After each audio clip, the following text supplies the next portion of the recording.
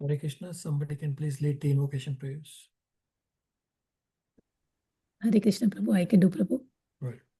Om Ajnanatimirandasya Jnananjalashalakaya Chakshurunmitam Yena Tasmai Shri Guruve Namah Shri Chaitanya Manobhishtam Sthapitam Yena Bhutale Swayam Rupa Kadhamayam Dadati Swam Padantikam Vandeham Shri Guru Shri Uttapadakamalam Shri Gurum Vaishnavamscha Shri Rupam Sagajatam Sagana Raghunatanvitam Tam Savjivam Sadhvetam Savadutam Parijana Sahitam Krishna Chaitanya Devam Shri Radha Krishna Padan Sahagana Lalita Shri Vishakan Vitamscha He Krishna Karuna Sindhu Dina Bandhu Jagatpate Gopesha Gopika Kanta Radha Kanta Namastute Tapta Kanchana Gaurangi Radhe Vrindavaneshwari Vrishabhanu Sute Devi Pranamami Hari Priye Vancha Kalpatarubhyascha Kripa Sindhu Bhaivacha Patitanam Pavanebhyo Vaishnavebhyo Namo Namah Jai Shri Krishna Chaitanya Prabhu Nityananda Shri Advaita Gadadhara Shri Vasadi Gaura Bhakta Vrinda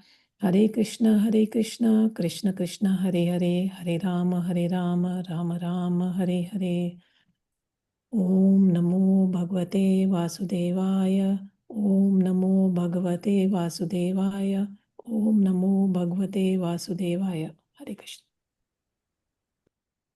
Hare Krishna, thank you all for coming. So today we will first discuss Srimad Bhagavatam, Canto 4, Chapter 21.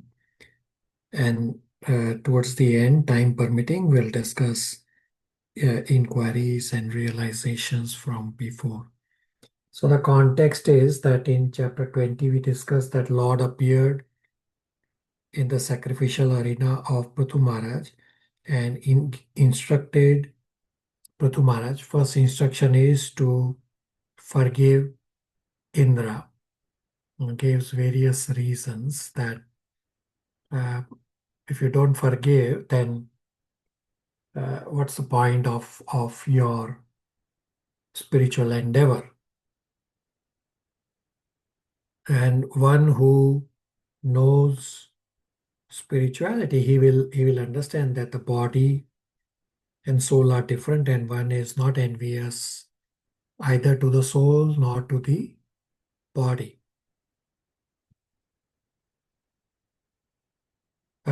Then Lord's affectionate dealings with Prithu Maharaj are described that Lord wanted to leave, but because of his affection, Lord stayed for a little while longer. Then Prithu Maharaj offered prayer. So Prithu Maharaj is taking darshan, but he is not satisfied. He wants more, and therefore he starts offering prayers. And Prithu Maharaj asked the benediction as part of his prayers that give me 1,000,000 years so that I can hear all your glories. 2 years are not enough because there are just so many glories of the Lord. And Prithu Maharaj also desired to serve the Lord. And then the Lord leaves after offering benedictions. So, as I said, that these 4 chapters in unit number 18, there are a lot of instructions. So first in chapter 20, there were instructions from the Lord, and chapter 21, there are instructions by Prithu Maharaj. So chapter 21 is titled Instructions by Prithu Maharaj, is divided into 5 parts. Part 1 is verses 1 to 10. The citizens welcome Prithu Maharaj. Part 2, verses 11 to 20. Maitreya Muni describes Prithu Maharaj's rule, bodily features, and speech. Part 3 is verses 21 to 36. Instructions of Prithu Maharaj to the citizens. Part 4 verses 37 to 44, Prithu Maharaj establishes the glories of Brahmana and Vaishnavas. Part 5, verses 45 to 52, citizens praise Prithu Maharaj. Everybody got the parts? Yes, Prabhu. Prabhuji, could you repeat it again? All right. Part 1 is verses 1 to 10. The citizens welcome Prithu Maharaj. Part 2 is verses 11 to 20. Maitreya Muni describes Prithu Maharaj's rule, bodily features, and speech. Part 3, verses 21 to 36. Instructions of Prithu Maharaj to the citizens. Part 4, 37 to 44. Prithu Maharaj establishes the glories of Brahmana and Vaishnavas. Part 5, verses 45 to 52. Citizens praise Prithu Maharaj.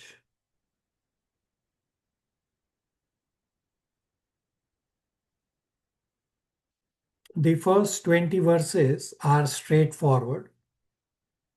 Verse number 1 to 5 describe the beautifully decorated city with natural items, just as we have discussed similarly in Canto 1, Chapter 11, when Krishna entered Dwarka, as well as the reception by the citizens. And despite the grand welcome, Prithu Maharaj has no pride. Is our dear Aditi able to read verses 1 to 5 translations? Chapter 21.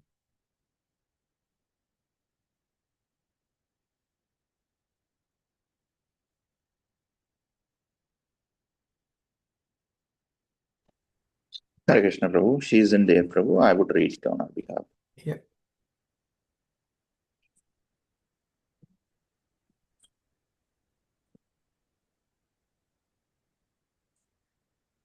The great sage Maitreya told Vidura, when the king entered his city, it was very beautifully decorated to receive him with pearls, flower garlands, beautiful cloth, and golden gates, and the entire city was perfumed with highly fragrant incense. Fragrant water distilled from sandalwood and aguru herb was sprinkled everywhere on the lanes, roads, and small parks throughout the city and everywhere were decorations of unbroken fruits, flowers, wetted grains, varied minerals, and lamps, all presented as auspicious paraphernalia. At the street crossing there were bunches of fruits and flowers, as well as pillars of banana trees and betel nut branches. All these combined decorations everywhere looked very attractive. As the king entered the gate of the city, all the citizens received him with many auspicious articles like lamps, flowers, and yogurt. The king was also received by many beautiful unmarried girls whose bodies were bedecked with various ornaments, especially with earrings which collided with one another. When the king entered the palace, conch shells and kettle drums were sounded. Priests chanted Vedic mantras, and professional reciters offered different prayers. But in spite of this ceremony to welcome him, the king was not the least bit affected. Hare Krishna. Right, so Prithu Maharaj is having no pride. Prithu Maharaj also reciprocated with everyone and blessed them. So we'll read that the verse describes upfront that Prithu Maharaj finally attained the lotus feet of the Supreme Personality of Godhead. Shivangi, verse 6 and 7 translations are straightforward. Hare Krishna text 6. Both the important citizens and the common citizens welcomed the king very heartily, and he also bestowed upon them their desired blessings. King Prithu was greater than the greatest soul, and was therefore worshipable by everyone. He performed many glorious activities in ruling over the surface of the world, and was always magnanimous. After achieving such great success and a reputation which spread throughout the universe, he at last obtained the lotus feet of the Supreme Personality of Godhead. Right. So Vidura requests to again and again hear about Prithu Maharaj activities so as to set an example for ordinary kings and executive heads who should all be inclined to hear repeatedly about Prithu Maharaj's activities in order to also be able to rule over their kingdoms very faithfully for the peace and prosperity of the people. Unfortunately, at present time, no one cares to hear about Prithu Maharaj or to follow in his footsteps. Therefore, no nation in the world is happy, and no nation is progressive in spiritual understanding. So all this is described in verses 8 to 10. Shivangi, continue 8 to 10 translations. Hare Krishna, text 8. Sutta Goswami continued, O Shanaka, leader of the great sages, after hearing Maitreya speak about the various activities of King Prithu, the original king who was fully qualified, glorified, and widely praised all over the world, Vidura, the great devotee, very submissively worshipped Maitreya Rishi and asked him the following question. Vidura said, My dear Brahmana Maitreya, it is very enlightening to understand that King Prithu was enthroned by the great sages and Brahmanas. All the demigods presented him with innumerable gifts, and he also expanded his influence upon personally receiving strength from Lord Vishnu. Thus he greatly developed the earth. Prithu Maharaja was so great in his activities and magnanimous in his method of ruling that all the kings and demigods of the various planets still follow in his footsteps. Who is there who will not try to hear about his glorious activities? I wish to hear more and more about Prithu Maharaja because his activities are so pious and auspicious. Questions, comments, realizations on the first part?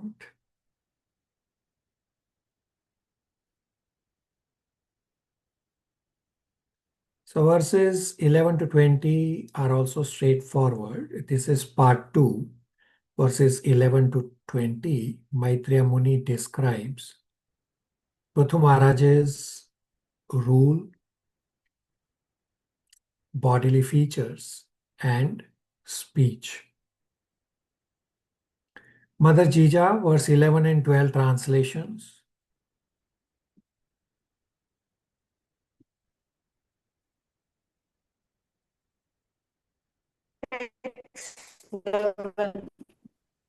The great saintly sage Maitreya told Vidura, My dear Vidura, King Prithu lived in the tract of land between the two great rivers, Ganges and Yamuna. Because he was very opulent, it appeared that he was enjoying his destined fortune in order to diminish the results of his past previous activities. Text 12. Maharaja Prithu was an unrivaled king and possessed the scepter for ruling all the 7 islands on the surface of the globe. No one could disobey his irrevocable orders but the saintly persons, the Brahmanas, and the descendants of the Supreme Personality of Godhead, the Vaishnavas. Hare Krishna. In verse number 12 purport, we'll soon read, Srila Prabhupada describes what happens when one comes to Krishna consciousness. That material designations create differentiations in terms of caste, color, creed, nationality, etc. All these distinctions are in terms of material body. But when one comes to Krishna consciousness, he immediately becomes one of the descendant of Supreme Personality of Godhead, and thus he becomes transcendental to all these material considerations of caste, creed, color, and nationality. So Achyuta means one who does not fall. When a living entity falls down to the material world from his original position, he becomes Chuta, means he forgets his relationship with Achyuta. Achyuta is another name to refer to the Lord.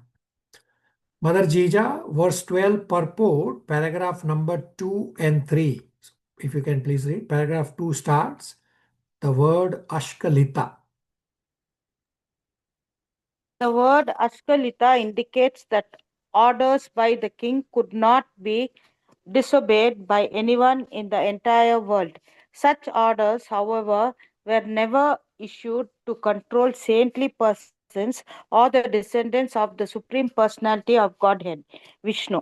The Supreme Lord is known as Achyuta, and Lord Krishna is addressed as such by Arjuna in the Bhagavad Gita. सेनायर उद्भयोर मध्ये रातम स्थापयामि Achyuta. Achyuta refers to one who does not fall because he is never influenced by the modes of material nature. When a living entity falls down to the material world from his original position, he becomes Sutta, which means that he forgets his relationship with Achyuta. Actually, every living entity is a part and parcel of or a son of the Supreme Personality of Godhead. When influenced by the modes of material nature, a living entity forgets this relationship and thinks in terms of different species of life.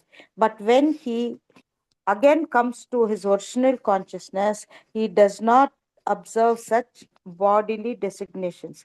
This is indicated in Bhagavad Gita 5.18 by the word Pandita Samadarshinaha. Material designations create differentiation in terms of caste, color, creed, nationality, etc. Different gotras or family designations are distinctions in terms of material body, but when one comes to Krishna consciousness, he immediately becomes one of the Achyuta Gotra or descendants of the Supreme Personality of Godhead, and thus becomes transcendental to all considerations of caste, creed, color, and personality. So Prithu when Maharaj had no when you come to Krishna consciousness, then you leave all these bodily designations. So verses 13 to 20 are straightforward verses describing the rule, bodily features, and speech of Prithu Maharaj. Shalini, 13 to 20 translations. Hare Krishna. Text 13. Once upon a time, King Prithu initiated the performance of a very great sacrifice in which great saintly sages, brahmanas, demigods from higher planetary systems, and great saintly kings known as Rajarishis all assembled together. Text 14. In that great assembly, Maharaj Prithu first of all worshipped all the respectable visitors according to their respective positions. After this, he stood up in the midst of the assembly, and it appeared that the full moon has risen among the stars. Text 15. King Prithu's body was tall and sturdy, and his complexion was fair. His arms were full and broad, and his eyes as bright as the rising sun. His nose was straight, his face very beautiful, and his personality grave. His teeth were set beautifully in a smiling face. Text 16.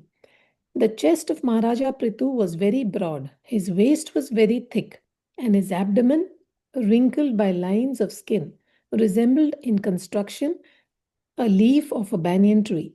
His navel was coiled and deep, his thighs were of golden hue, and his instep was arched. Text 17. The black, slick hair on his head was very fine and curly, and his neck, like a conch shell, was decorated with auspicious lines. He wore a very valuable dhoti, and there was a nice wrapper on the upper part of his body. Text 18. As Maharaja Prithu was being initiated to perform the sacrifice, he had to leave aside his valuable dress, and therefore his natural bodily beauty was visible. It was very pleasing to see him put on black deer skin and wear the ring of kusha grass on his finger, for this increased his natural beauty of his body. It appears that Maharaja Prithu observed all the regulative principles before he performed the sacrifice. Text 19. Just to encourage the members of the assembly and to enhance their pleasure, King Prithu glanced over them with eyes that seemed like stars in a sky wet with dew. He then spoke to them in a great voice. Text 20. Maharaja Prithu's speech was very beautiful, full of metaphorical language, clearly understandable and very pleasing to hear. His words were all grave and certain. It appeared when he spoke, he expressed his personal realization of the absolute truth in order to benefit all those who were present. Hare Krishna. Shivangi. Prabhuji, I just had a question. Why is there description of Prithu Maharaj? Normally, when there's these kinds of descriptions, it's usually about like the Lord and his form. I'm just wondering. So he is also not different from the Lord, and you will realize that that the descriptions are somewhat similar. Yes, he is Shakti Avesha Avatar, and therefore the form is described because the citizens down the line in the verses will cover in this chapter. The citizens will go on to say, well, we should just worship you, Prithu Maharaj, because you resemble all the qualities of the Lord. Shivangi. Okay. Thank you, Prabhuji. And verse number 20, 7 qualities of Prithu Maharaj's speech is described. One is beautiful, flowery, and full of metaphor. Then third is clearly understandable. Fourth, pleasing to hear. Fifth is meaningful. Then without any doubt. And seventh is for the benefit of all.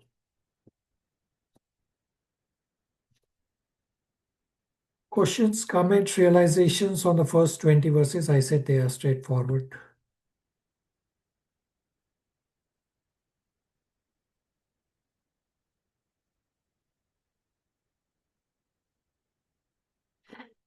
All right, so now part 3 is verses 21 to 36. Title is Instructions of Prithu Maharaj to the Citizens. So Prithu Maharaj first addresses the devotees in the assembly. Prithu Maharaj says that he is appointed as king, and when I execute my duties as a king, and when the Lord is pleased, that's when I'll be able to achieve desirable destinations. Gopal Prabhu, 21 to 23 translations. Hare Krishna. Text 21. King Prithu said, O gentle members of the assembly, may all good fortune be upon you. May all of you great souls who have come to attend this meeting kindly hear my prayer attentively. A person who is actually inquisitive must present his decision before an assembly of noble souls. Text 22. King Prithu continued, by the grace of the Supreme Lord, I have been appointed the king of this planet, and I carry the scepter to rule the citizens, protect them from all danger, and give them employment according to their respective positions in the social order established by Vedic injunction. Text 23, translation. Maharaja Prithu said, I think that upon the execution of my duties as king, I shall be able to achieve the desirable objectives described by the experts in Vedic knowledge. This distinction is certainly achieved by the pleasure of the Supreme Personality of Godhead, who is the seer of all destiny. Hare Krishna. In the next verse, number 24, Prithu Maharaj says that any king who simply extracts taxes, sorry,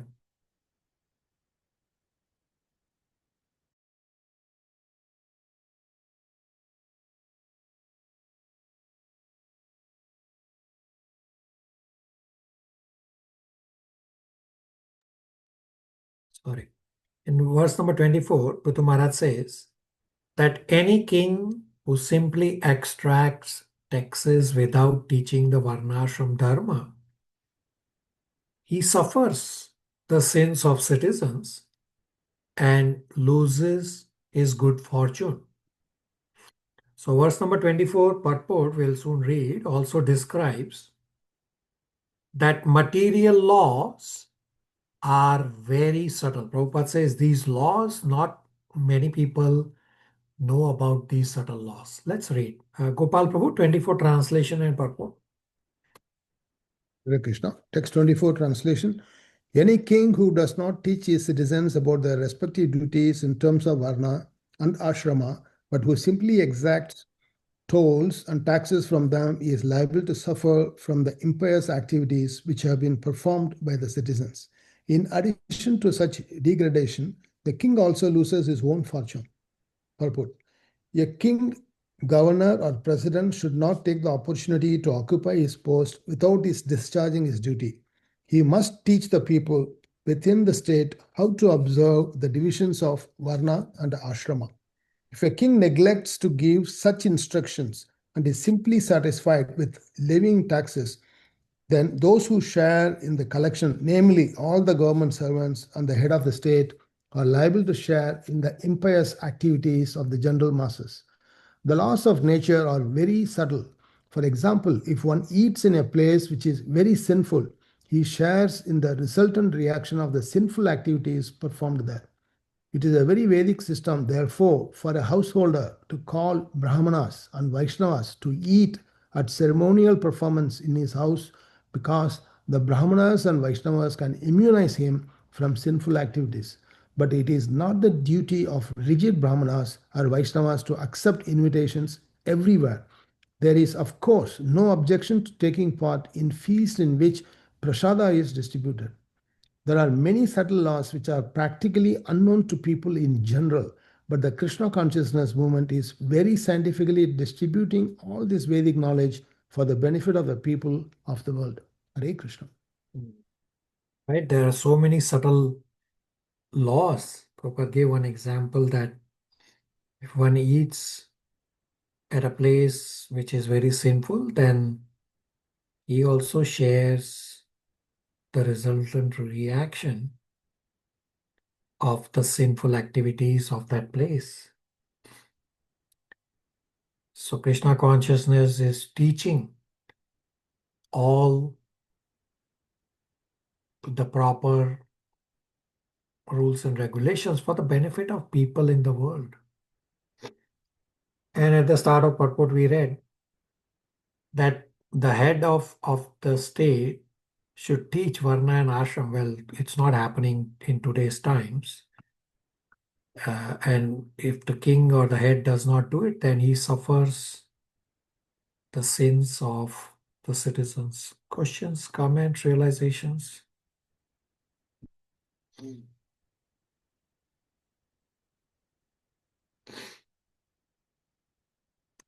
So therefore, Prithu Maharaj instructs the citizens to do their duties. And when the king is elevated to heavenly planets, the citizens who cooperated with the king also share the same results. Kalyani, able to read 25-26 translation? Or Srila Prabhu? Hare Krishna, Prabhu. Text 25 translation. Prithu Maharaj continued, therefore, my dear citizens, for the welfare of your king, after his death, you should execute your duties properly in terms of your positions of Varna and Ashrama, and should always think of the Supreme Personality of Godhead within your hearts. By doing so, you will protect your own interests and you will bestow mercy upon your king for his welfare after death. Text 26 translation. I request all the pure-hearted demigods, forefathers, and saintly persons to support my proposal. For after death, the result of an action is equally shared by its doer, its director, and its supporter. Hare Krishna. Right, so he asks the citizens to do their duties. In verses 27 to 30, it describes that Supreme Lord is the supreme authority. One who does not abide by the orders of Vedas is called Nastic or atheist. The purport also describes that the dangerous Mayavad theory put forward by Shankaracharya that God is impersonal. So this is the dangerous Mayavad philosophy. This does not tally with the injunctions of the Vedas. And the followers of Shankaracharya's philosophy that we have to imagine a shape of God, this is actually more dangerous than the denial of existence of God.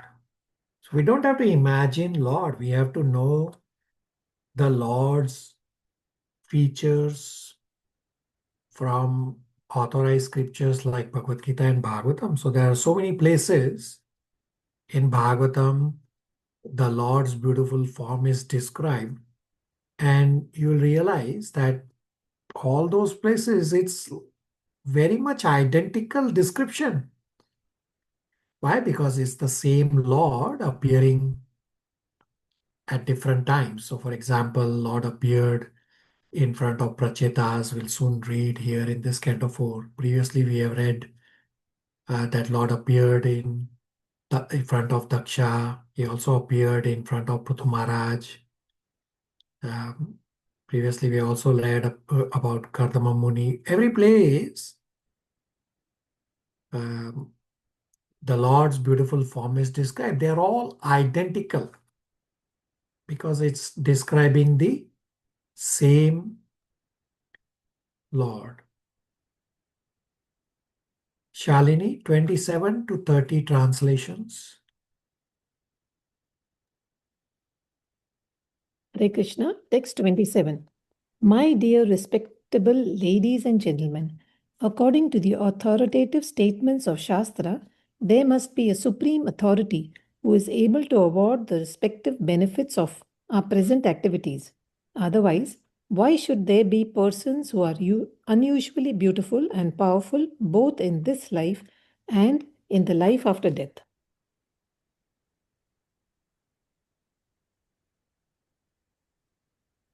Text 28-29. This is confirmed not only by the evidence of the Vedas, but also by the personal behavior of great personalities like Manu, Uttanapada, Dhruva, Priyavrata, and my grandfather Anga, as well as by many other great personalities and ordinary living entities, exemplified by Maharaja Prahlad and Bali, all of whom are theists, believing in the existence of the Supreme Personality of Godhead, who carries a club. Text 30. Although abominable persons like my father Vena, the grandson of death personified, are bewildered on the path of religion, all the great personalities like those mentioned agree that in this world, the only bestower of all of the benedictions of religion, economic development, sense gratification, liberation, or elevation to the heavenly planets is the Supreme Personality of Godhead. Hare Krishna. Right. So for everything, for all benedictions, including material benedictions, it is by the Supreme Personality of Godhead. And in the verse 28-29, Prithu Maharaj also quotes that various personalities, they also agree to this. He quotes so many of them like Manu, Uttanapada, Dhruva, Priyavrata, Anga. So he's giving references, not just saying for the sake of saying. He's giving references to establish the authority of the Supreme Personality of Godhead. So we'll read verse number 30 purport. It's a little long purport. So verse number 30 purport describes why everyone does not receive the same results of their activities.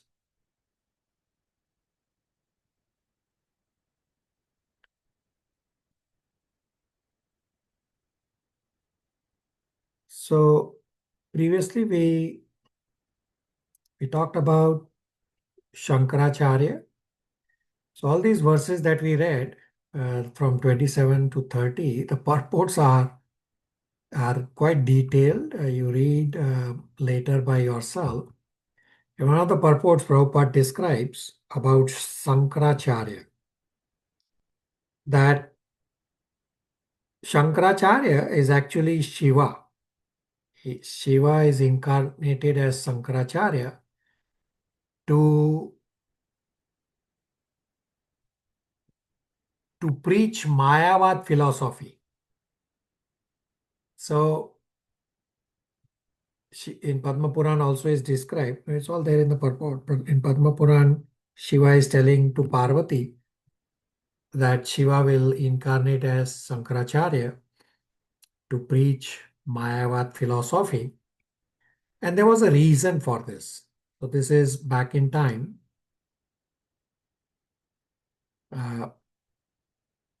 When Buddhism was prevalent, so Krishna had incarnated as Buddha to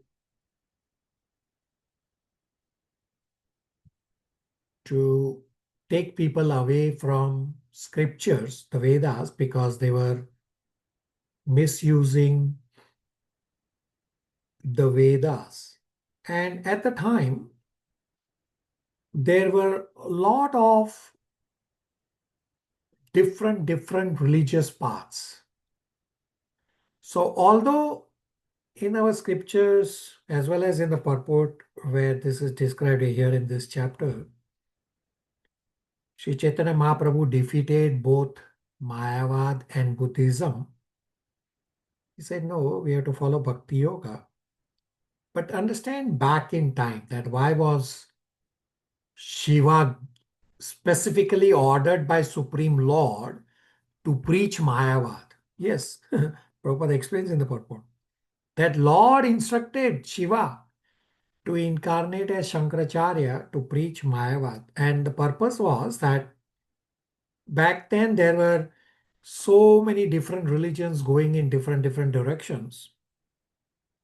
So what Shankaracharya did was got rid of all those different paths and got combined into one philosophy as Mayavad philosophy. So it's easy to defeat. You are only defeating one philosophy instead of trying to negotiate so many persons from different religions. I will pause here for any questions, comments, realizations.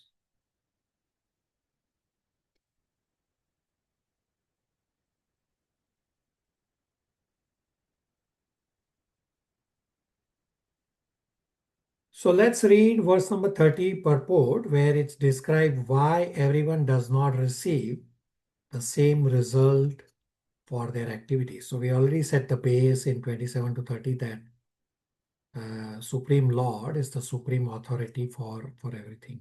Shalini, verse 30 purport. Hare Krishna. Text 30 purport.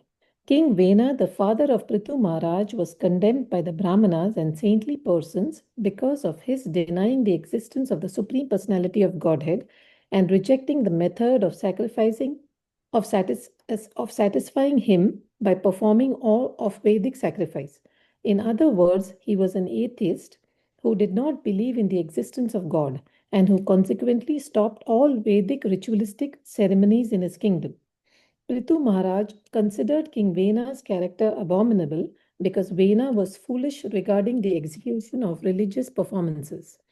Atheists are of the opinion that there is no need to accept the authority of the Supreme Personality of Godhead to be successful in religion, economic development, sense gratification, or liberation.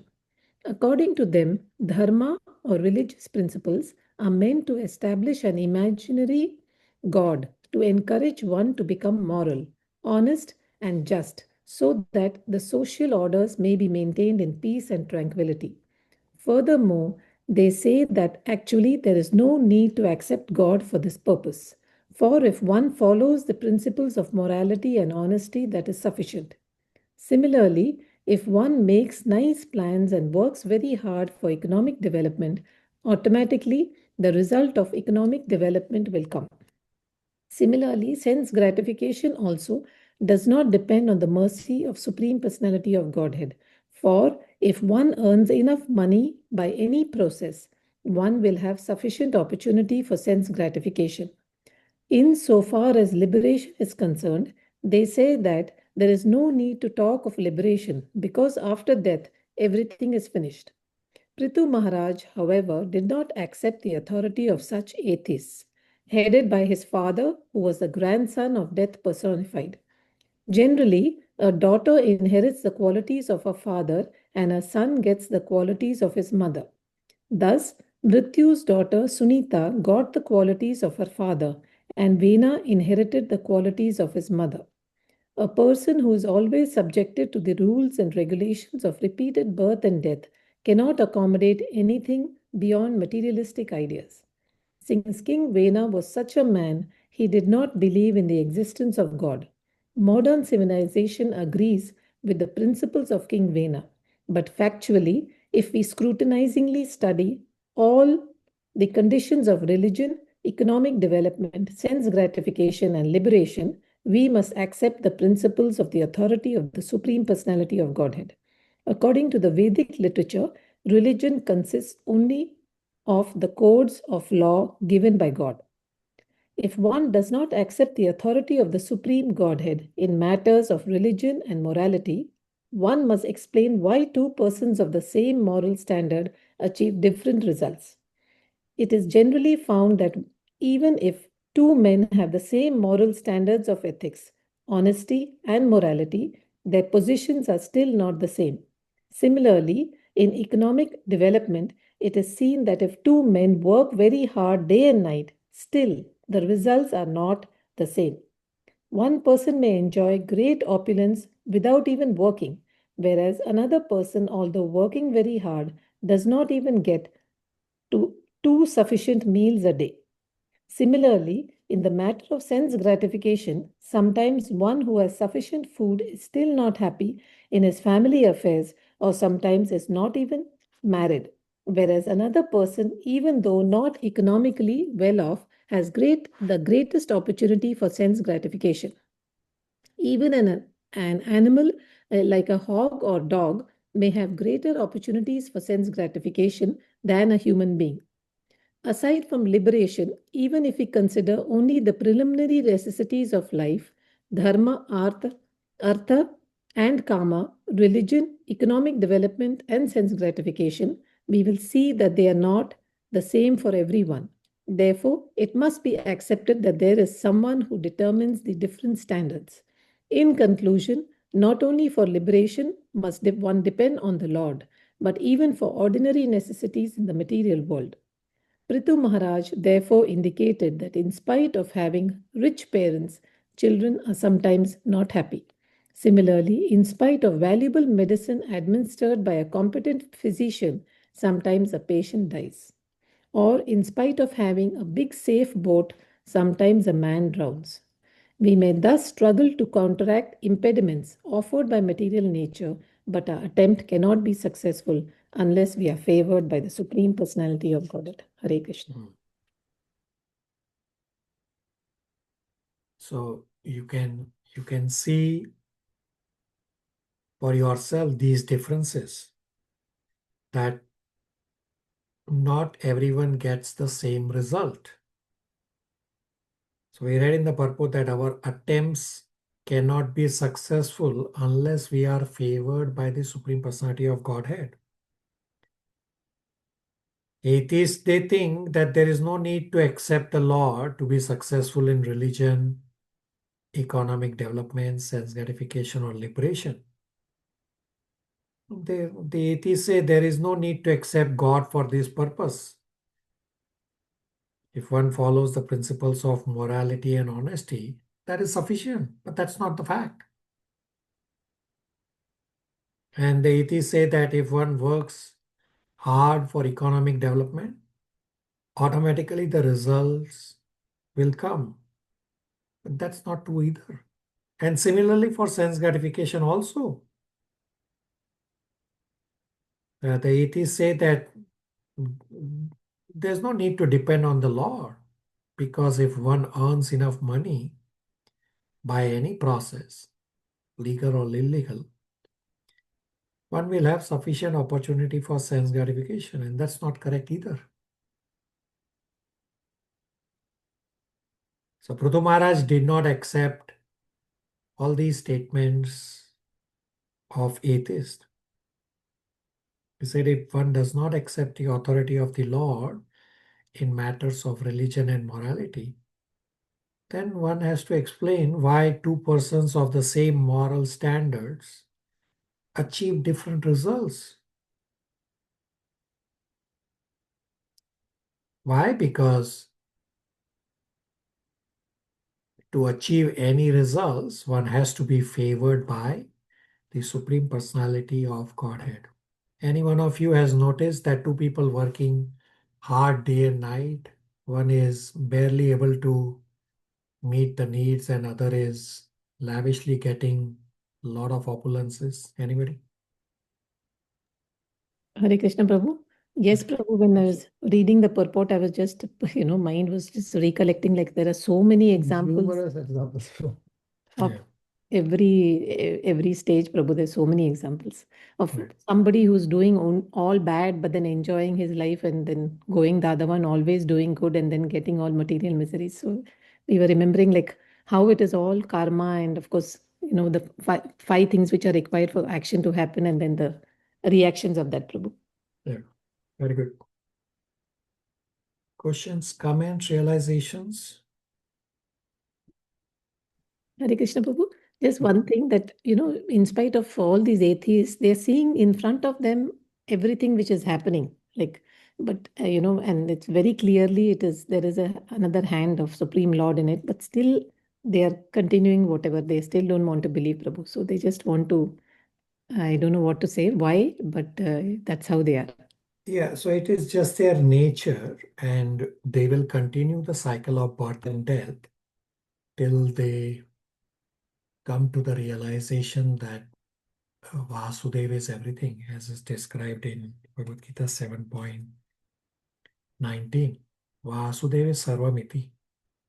So they will just continue their existence in the material world they will get whipped by material nature. And the analogy is described, which we use in book distribution preaching endeavors, that if a mango is not ripe,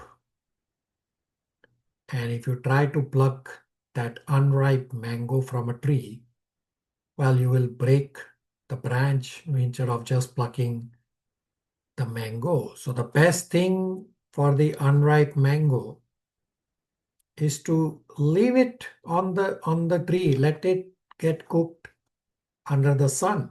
Similarly, the atheist people, yeah, let them continue. Yes, you still have to give them prasad if you can. If they are ready to listen to philosophy, yes, explain, but generally there are very few who would be willing to listen to this philosophy. So let them get cooked. And at some point, they will come to their senses. They will get the mercy from a pure devotee. And they will then join the process of Bhakti Yoga.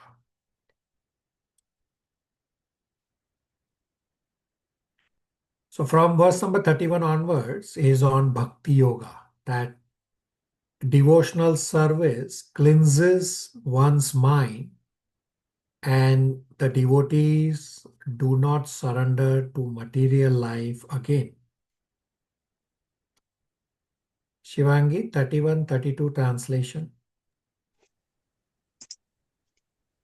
Hare Krishna, text 31. By the inclination to serve the lotus feet of the Supreme Personality of Godhead, suffering humanity can immediately cleanse the dirt which has accumulated in their minds during innumerable births. Like the Ganges water, which emanates from the toes of the lotus feet of the Lord, such a process immediately cleanses the mind, and thus spiritual or Krishna consciousness gradually increases. Text 32. When a devotee takes shelter at the lotus feet of the Supreme Personality of Godhead, he is completely cleansed of all misunderstanding or mental speculation, and he manifests renunciation. This is possible only when one is strengthened by practicing Bhakti Yoga. Once having taken shelter at the root of the lotus feet of the Lord, a devotee never comes back to this material existence, which is full of the threefold miseries. So in verse number 32 purport, we'll soon read. It explains how Bhakti Yoga diminishes our false appetite for enjoyment and lordships over the material world. Shivangi, 32 purport. As stated by Lord Chaitanya Mahaprabhu in his Sikshashtaka instructions, by the chanting of the holy name of the Lord, Hare Krishna, Krishna Krishna, Hare Hare, Hare Rama, Rama Rama, Hare Hare, or by the process of hearing and chanting of the glories of the Lord, one's mind is gradually cleansed of all dirt. Due to our material association since time immemorial, we have accumulated heaps of dirty things in our minds. The total effect of this takes place when a living entity identifies himself with his body and is thus entrapped by the stringent laws of material nature and put into the cycle of repeated birth and death under the false impression of bodily identification. When one is strengthened by practicing Bhakti Yoga, his mind is cleansed of this misunderstanding and he is no longer interested in material existence or in sense gratification. Bhakti or devotional service is categorized by Vairagya and Jnana. Jnana refers to understanding that one is not his body, and Vairagya means disinterest in sense gratification. These two primary principles of separation from material bondage can be realized on the strength of Bhakti Yoga. Thus, when a devotee is fixed in a loving service of the lotus feet of the Lord, he will never come back to this material existence after quitting his body, as confirmed in Bhagavad Gita by the Lord. Tyaktva deham punarjanma naiti mameti soarjuna. In this verse, the word Vijnana is specifically important. Jnana, the knowledge of spiritual identity that one attains when he does not consider himself to be the body, is explained in the Bhagavad Gita as Brahma Bhuta, the revival of spiritual realization. In the conditioned state of material existence, one cannot be spiritually realized because he identifies himself materially. The understanding of the distinction between material existence and spiritual existence is called Jnana. After coming to the platform of Jnana or the Brahma Bhuta state, one ultimately comes to devotional service. in which he completely understands his own position and the position of the Supreme Personality of Godhead. This understanding is explained here as Vijnana Vishesha. The Lord says, therefore, that knowledge of him is Vijnana, science. In other words, when one is strengthened by scientific knowledge of the Supreme Personality of Godhead, his position of liberation is guaranteed. In Bhagavad Gita 9.2, the science of devotional service is described as Pratyaksha Vagamam Danyam, direct understanding of the principles of religion by realization. By practicing Bhakti Yoga, one can directly perceive his advancement in spiritual life. In other practices like Karma Yoga, Jnana Yoga, and Dhyana Yoga, one may not be confident about his progress. But in Bhakti Yoga, one can become directly aware of his progress in spiritual life, just as a person who eats can understand that his hunger is satisfied. Our false appetite for enjoyment and lordship of the material world is due to a prominence of passion and ignorance. By Bhakti Yoga, these two qualities are diminished, and one becomes situated in the mode of goodness. Gradually surpassing the mode of goodness, one is situated in pure goodness, which is not contaminated by the material qualities.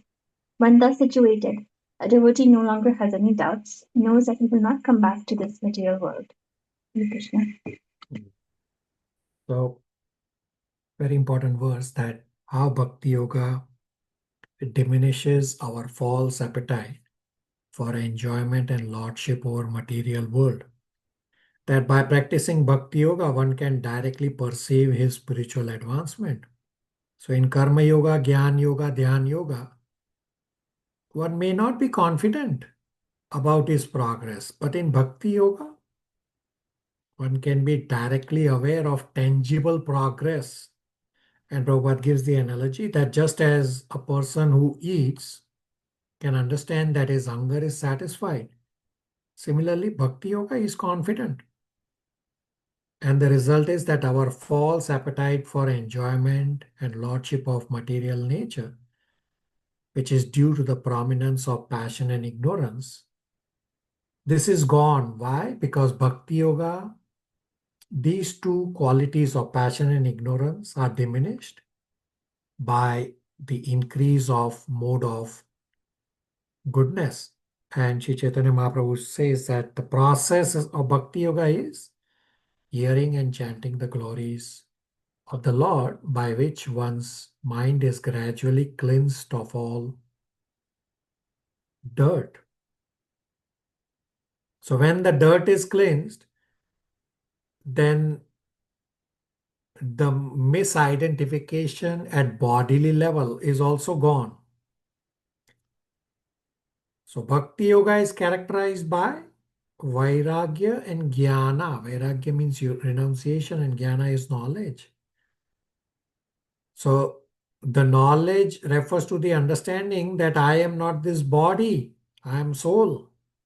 And Vairagya means I am disinterested in sense gratification.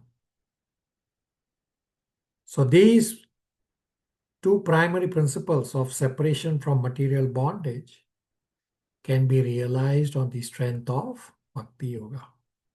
Questions, comments, realizations?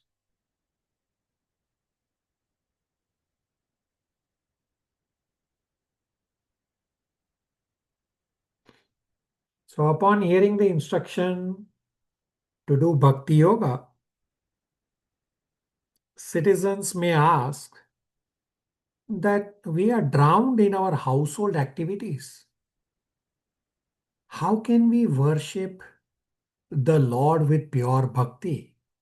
Therefore, in verse number 33, Prithu Maharaj advises to do Karma Mishra Bhakti.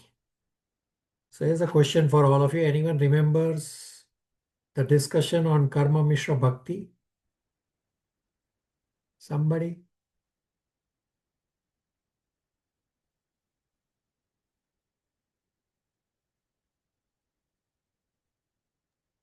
Hare Krishna Prabhu. I can try Prabhu a little bit.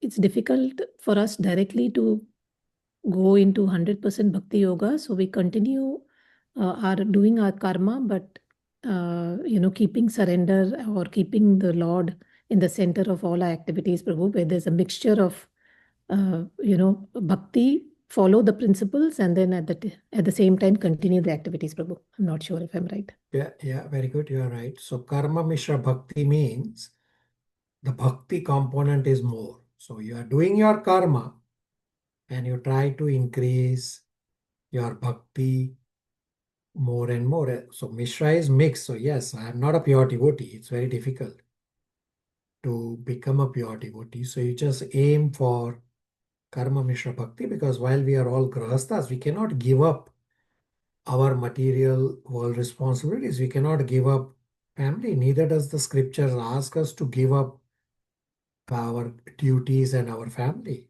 What the scripture says, do karma Mishra bhakti. So out of your comfort zone, do you remember where we have discussed this karma Mishra bhakti? Or who gave this instruction?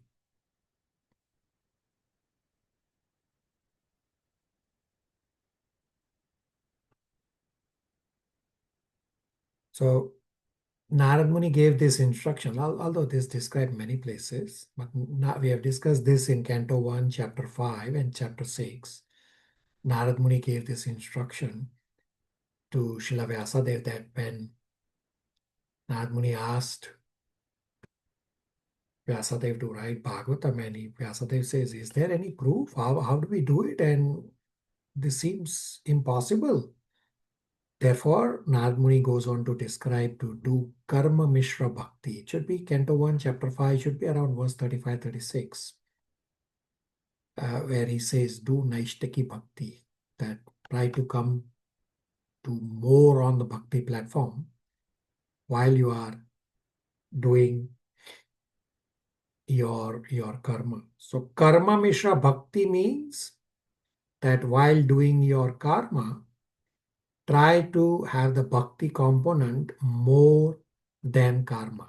Yeah, you may start where your karma portion is more, but gradually our aim is to increase the bhakti more and more so that it becomes karma mishra bhakti.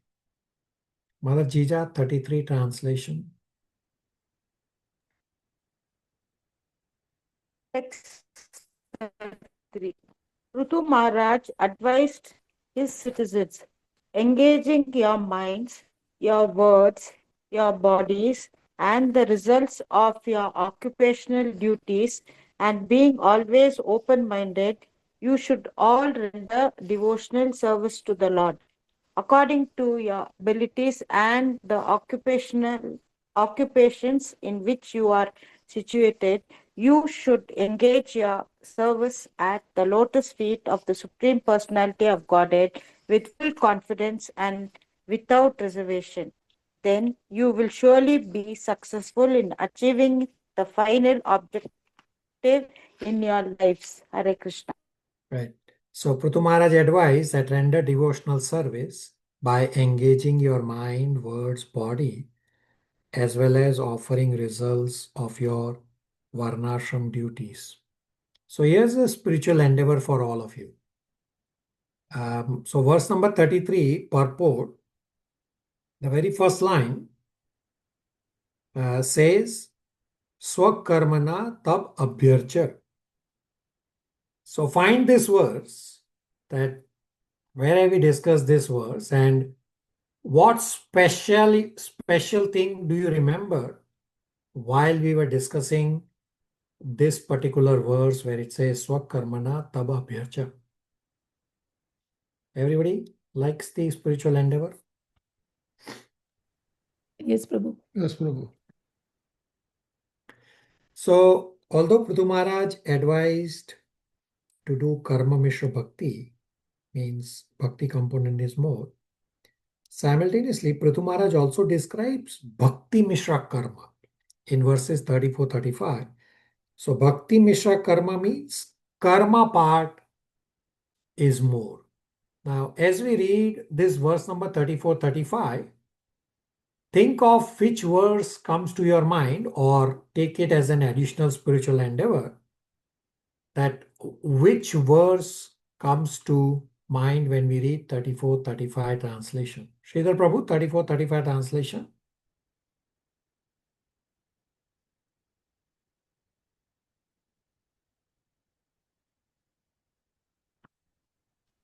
Hare Krishna.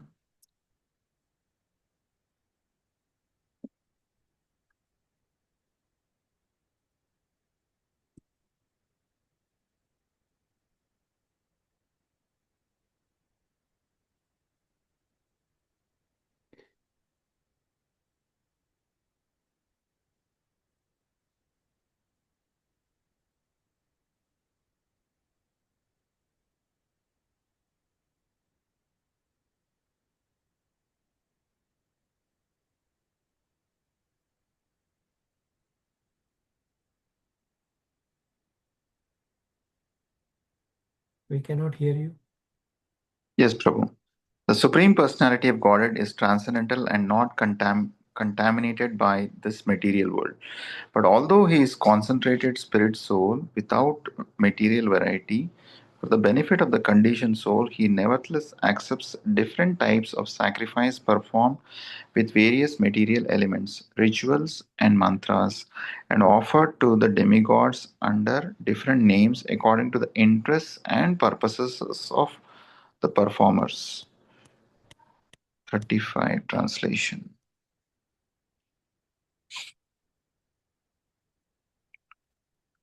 Supreme Personality of Godhead is all pervading, but he is also manifested in different types of bodies which arise from a combination of material nature, time, desires, and occupational duties. Thus, different types of consciousness develop, just as fire, which is always basically the same, blazes in different ways according to the shape and dimension of firewood. Hare Krishna. So by the act of offering material items, sacrifice becomes devoid of material qualities, therefore becomes a small component of bhakti. Therefore, these 34-35 are bhakti mishra karma.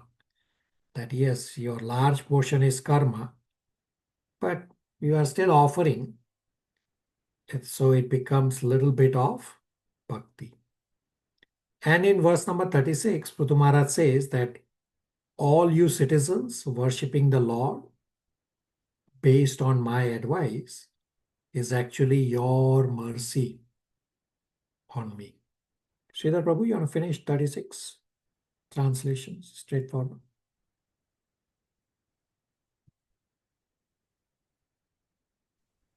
Hare Krishna. 36.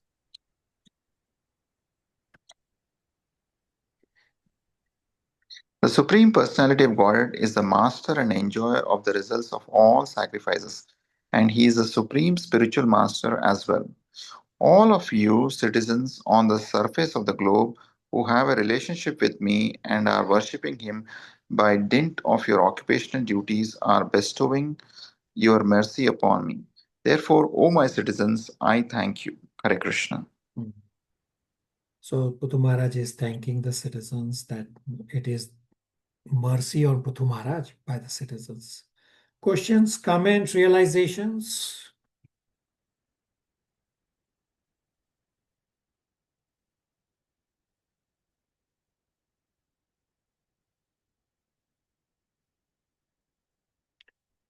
All right, I'll give you spiritual endeavor questions. So beside the two verses to find and the related points for this, question number 1 is, give examples of how the laws of nature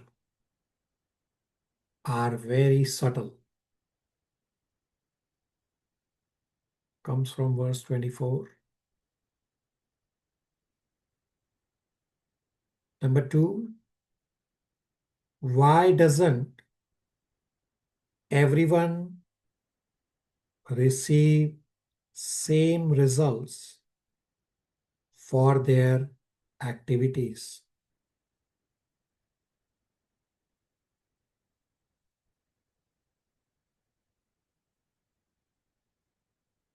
Verse number 30. Third is, explain how Bhakti Yoga diminishes our false appetite for enjoyment and lordships over material nature. Comes from verse 32. And for next class, read Canto 4, rest of chapter 21 if you have not already read, plus read chapter 22 also. Questions, comments, realizations?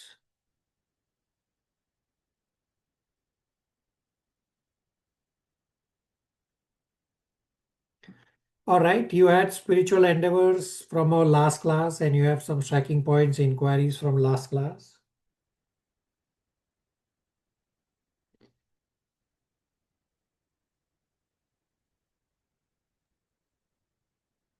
Hare Krishna, Prabhu.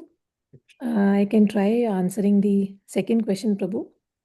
What did the Lord appreciate very much? So when any devotee is praying to the Lord and when he's not asking for any material benediction, but asking Lord for his favor, and he prays that he may be engaged in the service of the Lord's lotus feet, birth after birth.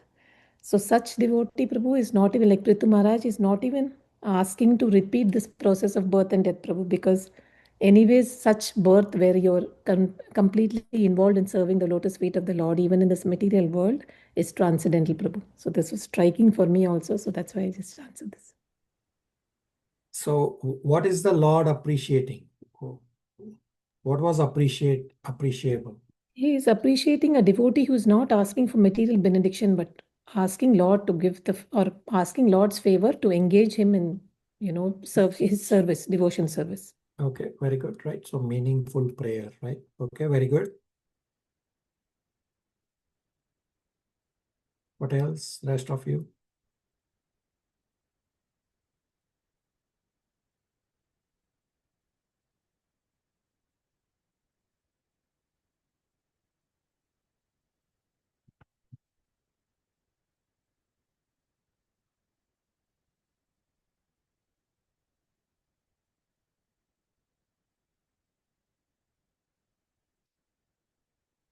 Shivangi. Just something that was nice, Prabhu, when we read about the saffron particles from the dust of the lotus feet of the Lord, and how that's transferred or that's perceived when you hear about his glories from the mouth of a pure devotee. That was nice. Yeah, very good. Very good remembrance that the pure devotees carry the aroma of the dust of lotus feet as well as the tulsi on the lotus feet of the Lord. Therefore, when you hear from pure devotees, there's a difference. If you hear the same thing from anybody else, it may not be as convincing as you hear from the mouth of lotus feet or the mouth of pure devotee. Very good. Thank you. Hare Krishna, Prabhu. Regarding the analogy you had given, Prabhu, in our material existence under Maya, we have forgotten our eternal relationship with Lord. Like a man sleeping very deeply forgets his duties. Yeah. Basically, it's each one of us is sleeping under the influence of Maya. We must wake up and engage in devotional service to the Lord, which is our eternal duty. Right. Very good. Thank you.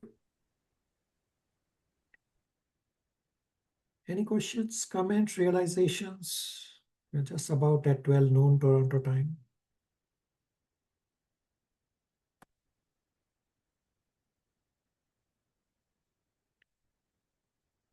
All right, we'll stop here. Hare Krishna. Hare Krishna, Hare Prabhu. Krishna, Thank you, Prabhu. Prabhu. Thank you, Prabhu. Hare Krishna, Prabhuji.